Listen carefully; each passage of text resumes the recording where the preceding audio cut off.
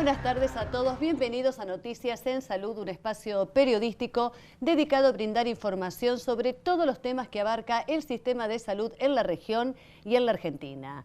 Comenzamos el programa del día de hoy hablando de formación y capacitación médico-profesional a través del Centro de Enseñanza por Simulación ISPAIR, perteneciente a la Federación Médica de la Provincia de Buenos Aires, FEMEBA. Hoy con un tema muy importante. Vamos a hablar de la atención inicial en el trauma pediátrico y recibimos aquí en nuestro estudio al doctor Alberto Fontana, asesor pedagógico de ISPAIR FEMEBA, de este importante centro de simulación, y también cirujano pediátrico. Doctor, muchísimas gracias por estar aquí con nosotros. No, al contrario, gracias por la invitación y bueno, a disposición así para lo que pueda contestar y hablar sobre el tema. Bueno, un tema tan importante, ¿no?, que es cómo es la atención inicial en un paciente pediátrico, ¿no? O sea, la atención del trauma es algo que requiere una urgencia inmediata, es un tratamiento y una formación especial para el médico y el equipo de salud. Pero en el caso de pediatría siempre hay otras características. Por eso quería que nos cuente qué es la atención inicial en el trauma pediátrico.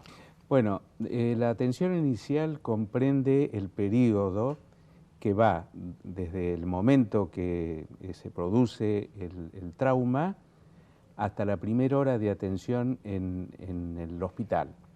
Es decir, nosotros consideramos que tanto lo extrahospitalario como lo hospitalario es fundamental para la evolución y el pronóstico de ese paciente pediátrico politraumatizado. Por lo tanto, poder hacer esa atención de manera efectiva es fundamental para que llegue a los cuidados definitivos y poder lograr así una mayor sobrevida, no solo sobrevida, sino que no puedan quedar discapacidades, porque además de la mortalidad que produce el trauma, también es importante el porcentaje de morbilidad que queda por esto. Y cuanto más demoremos la atención o no la realicemos de manera adecuada, el paciente a los cuidados definitivos llega de una manera que los resultados a veces no son los esperados. Por lo tanto, este curso tiene casi 30 años,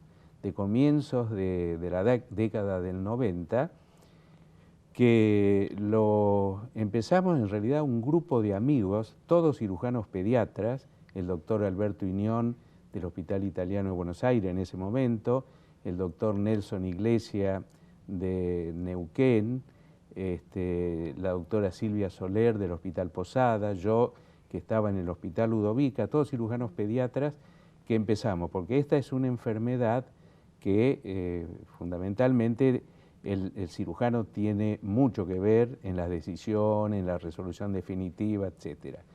Pero los cirujanos pediatras en el país no somos muchos. Entonces, y hemos comprobado, porque hemos dado este curso por todo el país y en el exterior, que los que están a veces en la atención inicial no es a veces el cirujano. Por lo tanto, adoptamos la política de formar a los médicos, y ni siquiera a veces son pediatras los primeros que atienden a estos niños. Entonces hemos hecho dirigido a todo profesional de la salud que esté involucrado en la atención inicial del niño traumatizado. Así que de esa manera hemos logrado, ya tenemos casi 2000 profesionales formados en eso, y hemos hecho estudios donde se ha demostrado que ha mejorado sustancialmente la evolución de estos pacientes.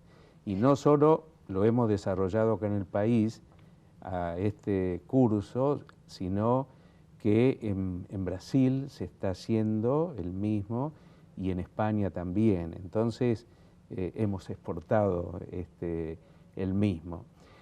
La novedad es que este año, que es el curso número 87, va a ser la primera vez que lo hacemos con simulación, en vez de nosotros hacíamos una parte del curso presencial, lo hacíamos con animales.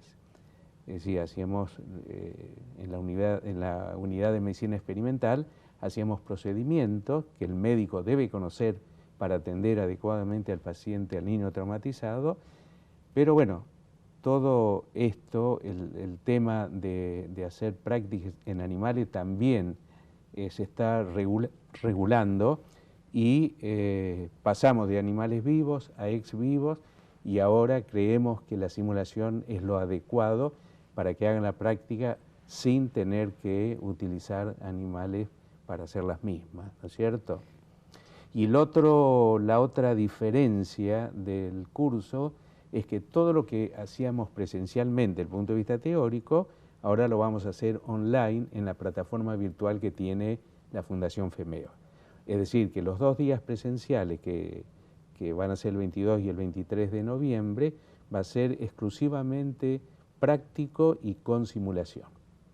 Claro, destaquemos que el Instituto Virtual de la Fundación FEMEVA tiene una plataforma streaming excelente. En donde pueden participar profesionales de todo el mundo. Por eso es importante que pongamos en pantalla las vías de comunicación y las inscripciones para este curso tan importante que lanza Inspire FEMEVA ahora con simulación, ¿no? Porque en realidad no solamente los que puedan asistir en forma presencial, sino también a través de la plataforma e-learning se pueden estar inscribiendo y pueden tomar este curso que es tan importante, ¿no? Sí. Hoy por hoy, en principio me gustaría que me diga cuáles son las temáticas que se van a abordar, pero en principio, como también, además de ir a la comunidad médica, vamos a toda la población, ¿no? Cuando hablamos de trauma pediátrico, ¿qué es? Bueno, el trauma pediátrico es, hoy día se llama enfermedad trauma. Tratamos de que no se hable más de accidente. Al hablar de enfermedad trauma, como cualquier otra enfermedad, esas enfermedades son prevenibles.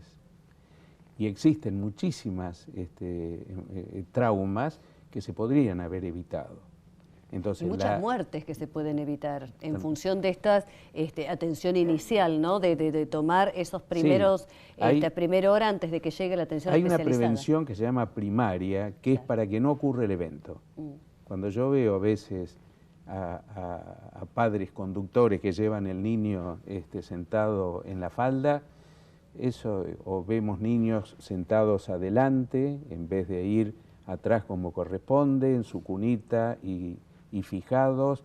Bueno, todo eso es evitar que ocurra, o por ejemplo cruzar con luz roja, son todos accidentes evitables. La segunda etapa de prevención es cuando el paciente, ocurrido el trauma, llega y entonces ahí podemos prevenir lesiones secundarias haciendo una buena atención inicial. Nosotros apuntamos fundamentalmente a eso. La atención primaria debiera ser una responsabilidad así, digamos, del gobierno. Sí, a través de campañas de prevención y de contralor también, ¿no? Porque están las leyes viales que en realidad no permiten circular de determinada forma, sin embargo, bueno, o sea, que haya un mayor control para bueno, garantizar la salud de las personas, ¿no? Nosotros, fundamentalmente el curso está dirigido a esa atención prehospitalaria y la primera hora de atención, lo que sería un shock room o en una guardia.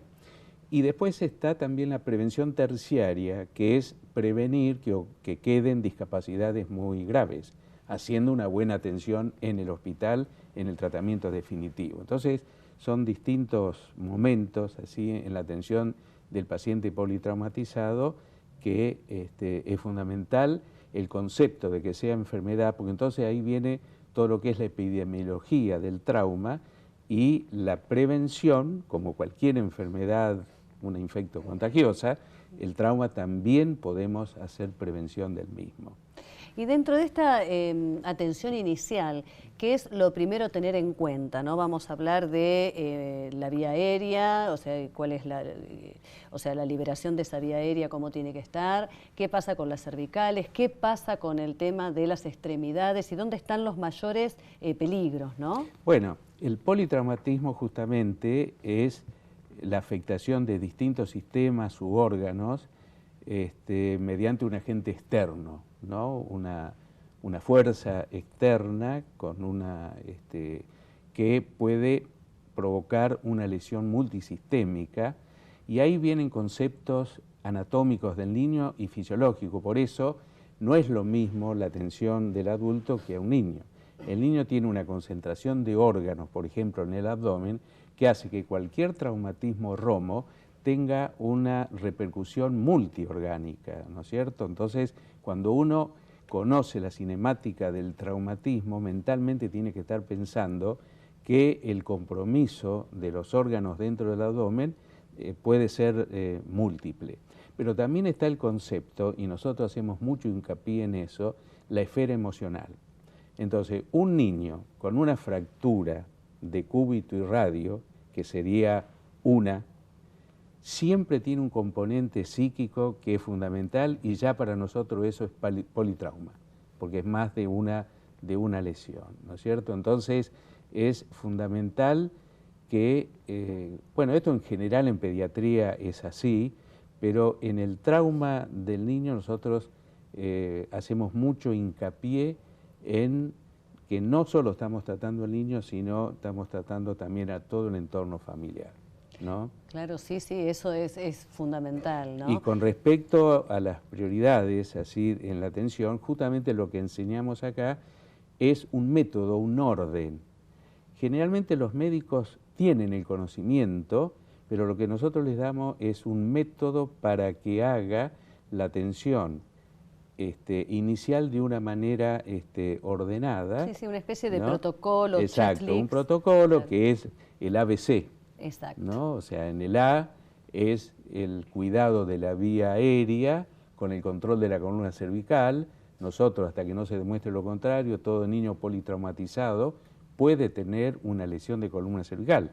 Entonces, si descuidamos eso, en el manejo del niño, que son a veces tan chicos y de bajo peso, podemos agravar una lesión cervical. Por eso lo primero que hay que hacer es apertura de la vía aérea y control de la columna cervical haciendo una inmovilización manual.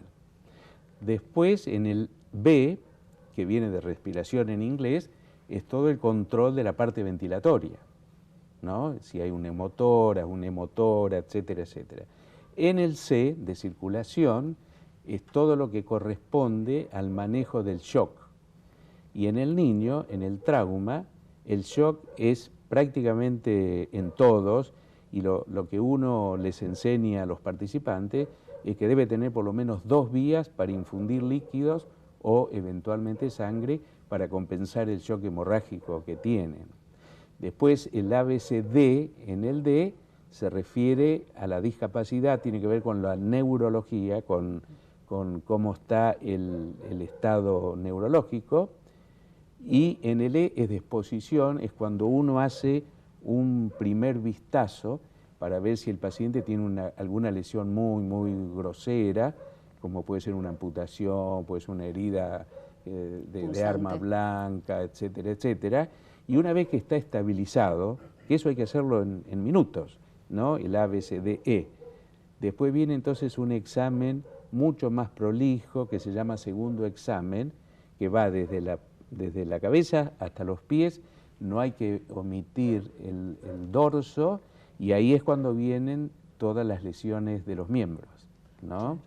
Entonces, uno así no se olvida, porque le está dando una sistematización al examen, y no se olvida de, muchas veces por no rotar al paciente, uno no ve una lesión a veces que está en el dorso.